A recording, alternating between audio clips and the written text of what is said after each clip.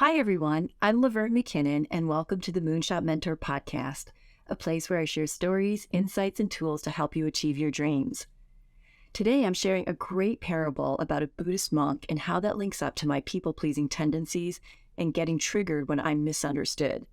This topic was inspired by many of my clients, listeners, and readers who have expressed a lot of frustration, upset, and hurt because their words and actions have been misinterpreted or misconstrued. If you're also a people pleaser, keep listening. I offer up a tool to work through the trigger to help you reconnect with your center. So as I mentioned, I heard this great parable about a Buddhist monk who lived peacefully in a small village.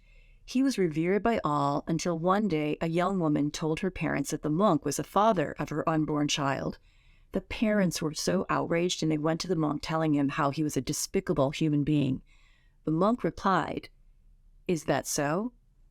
A year later, the young woman revealed that she had lied about the monk being the father of her child.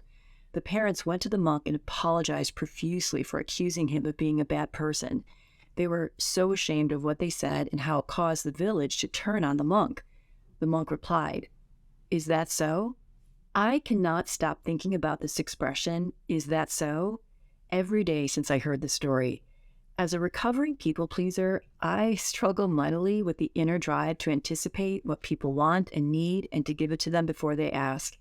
I am hyper-vigilant on how my words and actions impact people and will turn myself into a pretzel to be pleasing.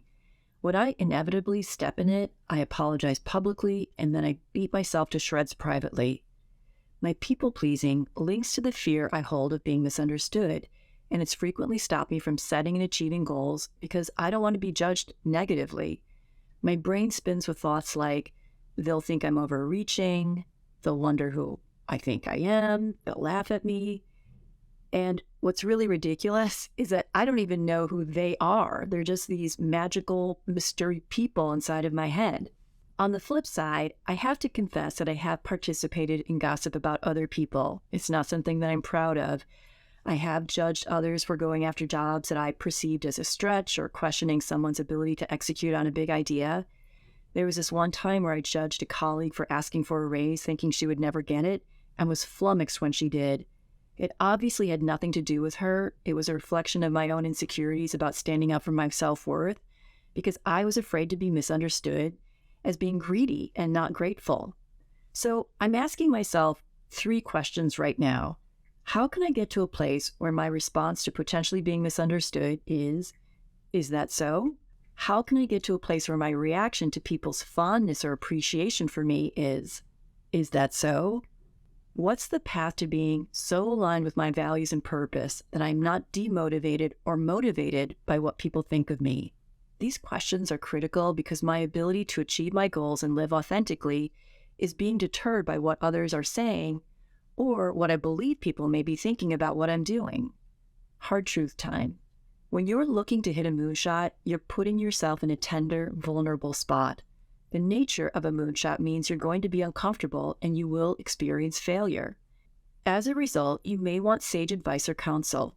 You may thrive on collaboration. You may want to learn about best practices or have informational interviews. So you're thrust into a position of exposure that triggers people-pleasing. What's also tricky, and this is a hard truth, when you ask people for their support and their thoughts, they're typically honored and they get invested in what you're doing. They've got skin in the game. You've put them into an elevated position, and if you don't follow their counsel, they may get upset or judge you. It's a rare individual who can truly offer insight and remain detached from the outcome. I was recently misunderstood, and it triggered me for a couple of weeks, and I could not stop ruminating about it.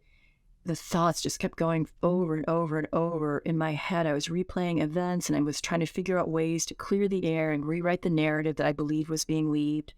And I also was really hurt and outraged that my integrity was being questioned. My people-pleaser self was shamed and humiliated.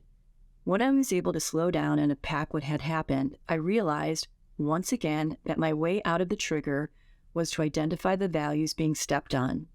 So the first value was, there was no sense of curiosity from this other person. I was told I did something wrong, but they never asked, "Hey, I think this thing happened. What's your take?" I was left holding their impression of me with no opportunity to counter. Second, Hand in hand with curiosity is the value of teamwork, which for me includes having someone's back. This person didn't have my back. It came to my attention that their assessment that I did something wrong was discussed by that person with other people. They never came to me first with curiosity. The third value that was stepped on is grace. I really do believe that we're all doing the best we can, operating under unknown stress and anxiety. Instead of reprimanding someone before leaning into curiosity and teamwork, grant them grace.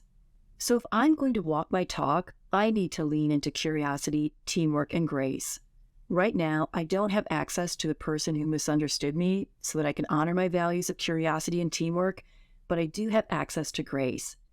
I have a sense, the stress and anxiety that this person is under, but the truth is I don't really know, and circumstances are going to keep me in a place of not knowing, which makes me completely nuts. I want closure, but this is real life and closure is not always available. So let me go back to my value of grace. I can find compassion and empathy for myself and this other person by believing that we're both doing the best that we can. There may be a time when we can discuss this misunderstanding, or maybe not. However, I can still project goodwill.